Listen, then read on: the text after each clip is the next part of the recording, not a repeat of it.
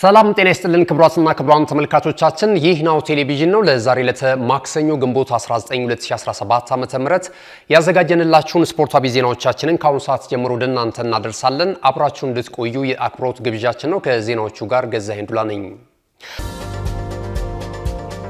ወደ ቀዳሚው የሀገር ቤት ስፖርታዊ ዜናችን ስናልፍ የኢትዮጵያ ፕሪሚየር ሊግን ቀዳሚ እናደርጋለን።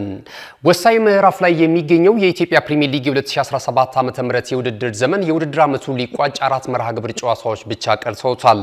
ነገ የ31ኛ ሳምንት መርሃ ግብር በአዳማ ሳይንስና ቴክኖሎጂ ዩኒቨርሲቲ ስቴዲየም ጅማሩን የሚያደርግ ሲሆን ቀን 9 ሰዓት ላይ የሊጉ መሪ ክለብ ኢትዮጵያ መድን ከሲዳማ ቡና ጋር የሚያደርጉት ጨዋታ ትልቅ ትኩረትን አግኝቷል።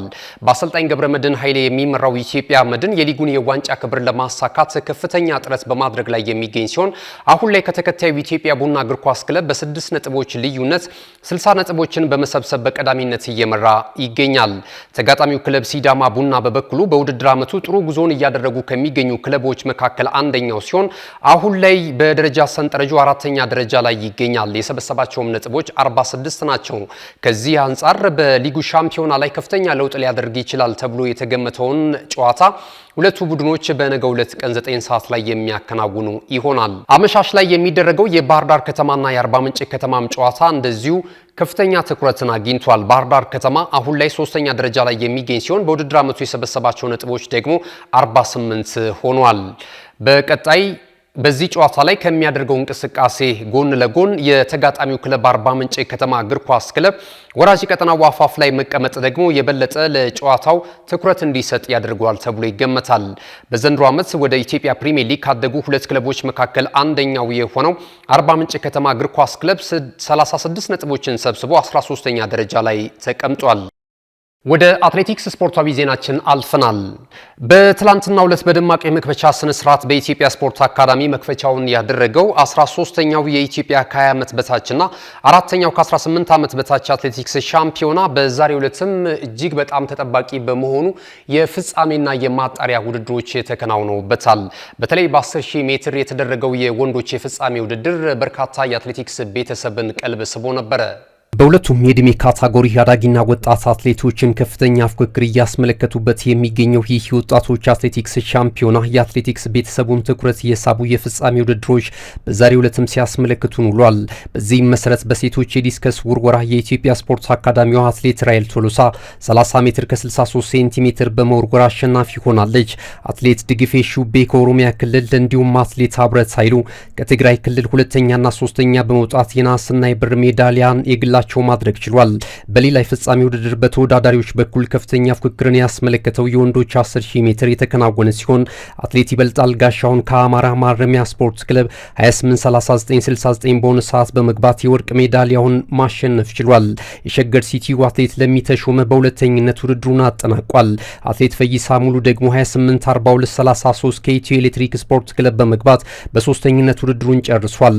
የውድድር መድረኩ በነገው ዕለትም በተለያዩ የፍጻሜና የማጣሪያ ጨዋታዎች እንደሚከናወን የኢትዮጵያ አትሌቲክስ ፌዴሬሽን ያደረሰን መረጃ ያመለክታል። ወደ ሌላኛው የሀገር ቤት ስፖርታዊ ዜናችን ስናልፍ ደግሞ የኢትዮጵያ ከ20 ዓመት በታች ፕሪሚየር ሊግ የማጠቃለያ ውድድሮች ከፍተኛ ፉክክር ታጅቦ እየተከናወነ ይገኛል። የ2017 ዓ.ም የውድድር ዘመን የኢትዮጵያ ከ20 ዓመት በታች ፕሪሚየር ሊግ ወሳኝ የውድድር ዓመቱ የማጠቃለያ ጨዋታዎች በመከናወን ላይ ይገኛሉ። የኢትዮጵያ እግር ኳስ ፌዴሬሽን በበላይነት ከሚያስተዳድራቸው የውድድር አይነቶች አንዱ በሆነው በዚህ የሊግ የውድድር መድረክ ላይ የእግር ኳስ ተሰጥኦ ያላቸው ወጣትና ተስፈኛ ተጫዋቾች በሚገባ አቅማቸውን በማሳየት በትላልቅ ክለቦች እይታ ውስጥ እንዲገቡ አድርጓቸዋል። በምድብ ለ ሶስተኛ ጨዋታዎች ኢትዮጵያ ቡና ወልቂጤ ከነማን በገጠመበት ጨዋታ 2-1 በሆነ ውጤት ማሸነፍ ችሏል። የቡና ሁለት የአሸናፊነት ግቦች ካሊድ ሀረቦና ዮናን ኢሳያስ ከመረብ ማሳረፍ ችሏል። ሲዳማ ቡና በበኩሉ ኢትዮ ኤሌክትሪክን መስቀል ያለማየሁ ባስቆጠራት ብቸኛ ግብ 1-0 በሆነ ውጤት መርታት ችሏል። ካሽጎ በየትኛውም ዓለም ሆነው በማንኛውም ሰዓት ለወገኑ የሚደርሱበት ፈጣን የገንዘብ መላኪያ ተከፈተሎ። ማስተርና ቪዛ ካርዶን በመጠቀም ከ5 እስከ $20,000 የሚልኩበት አዲስ የገንዘብ መላኪያ መንገድ። ካሽጎን ለየት የሚያደርገው የትኛውም የገንዘብ ዝውውር በፍጥነት አገልግሎት ከመስጠቱም ባሻገር ለማንኛውም አገልግሎት ምንም አይነት ክፍያ አለመጠየቁ ነው። በአገራችን ታሪክ ገንዘብን ከውጪ ወደ ሀገር ቤት በማስተላለፍ በመተግበሪያ መልክ አገልግሎት መስጠት የጀመረው የመጀመሪያው ሀገር በቀል የገንዘብ መላኪያ ዘዴ ካሽጎ ከ4500 በላይ ባሉ የባንክ ቅርንጫፎች አገልግሎት እየሰጠ ይገኛል። ገንዘቦን በሰኮንዶች ልዩነት ውስጥ ይፈልጉ በአካውንቶ ወይንም በእጆ ቆጥረው የሚወስዱበት ልዩ ዘዴ። በቅርቡ ሁሉንም ኢትዮጵያዊ ባለቤት ለማድረግ ጉዞ የጀመረው ካሽጎ ዛሬውኑ መተግበሪያውን በስልኮ ላይ በመጫን የአገልግሎቱ ተጠቃሚ ሆኖ ፍጥነት መለያችን፣ ኢትዮጵያን መክፈቻችን፣ ካሽጎ ነው መላኪያችን። ካሽጎ የአዲሱ ትውልድ ብራንድ። ይህ ናሁ ቴሌቪዥን ነው። ክቡራትና ክቡራን ተመልካቾቻችን ስፖርታዊ ዜናዎቻችን እንደቀጠሉ ናቸው። ቀደም ሲል የሀገር ቤት ስፖርታዊ ዜናዎችን ወደ እናንተ አደረስን። ከዚህ ሰዓት ጀምረን ደግሞ ከባህር ማዶ የተለያየ ምንጮች ያሰናዳናቸውን ስፖርታዊ ዜናዎች ወደ እናንተ እያደረስን የምንቀጥል ነው የሚሆነው። የኮንፈረንስ ሊግ የውድድር መድረክን ቀዳሚ እናደርጋለን። የ2024-25 የውድድር ዘመን የአውሮፓ የኮንፈረንስ ሊግ የፍጻሜ ጨዋታ ነገ ምሽት እንደዚሁ በፖላንድ ስታዲዮ አሬና የሚከናወን ይሆናል። የፍጻሜ ተፋላሚዎቹ ደግሞ የእንግሊዙ ክለብ ቼልሲ እና የስፔኑ ክለብ ሪያል ቤቲስ ሆነዋል። አስቀድሞ በግማሽ ፍጻሜው ቼልሲ ጀርጋርደንን የስዊድኑን ክለብ በደርሶ መልስ ድምር ውጤት በማሸነፍ ለዋንጫው ሽሚያ ማለፉን ያረጋገጠ መሆኑ የሚታወቅ ሲሆን የስፔኑ ክለብ ሪያል ቤቲስ በበኩሉ የጣሊያኑን ክለብ ፊዮሬንቲናን በደርሶ መልስ ድምር ውጤት በማሸነፍ ነው ለነገው የዋንጫ ሽሚያ ማለፍ የቻለው።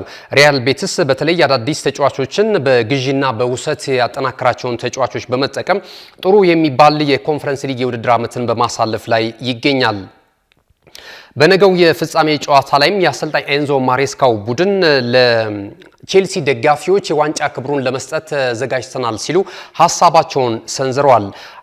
ቼልሲ በቀጣይ የውድድር ዓመት በአውሮፓ ቻምፒየንስ ሊግ የውድድር መድረክ የተሳትፎ ስፍራን ይዞ ማጠናቀቁን ተከትሎ ምናልባት በኮንፈረንስ ሊግ የውድድር መድረክ ከዋንጫ ክብሩ የዘለለ በቀጣይ ዓመት በሚደረገው የኢሮፓ ሊግ ለማለፍ የሚደረገው ጥረት ላይ ያናህል እንደማያሳስበው እየተገለጸ ነው የሚገኘው።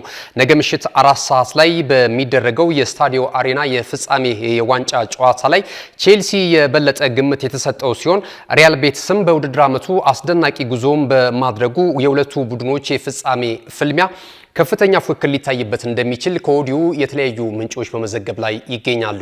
ክቡራትና ክቡራን ተመልካቾቻችን ከናሁ ቴሌቪዥን ለዕለተ ማክሰኞ ምሽት ግንቦት 19 2017 ዓ.ም በእኔና በባልደረቦች የተሰናዱ ስፖርታዊ ዜናዎቻችን ይህንን ይመስሉ ነበር።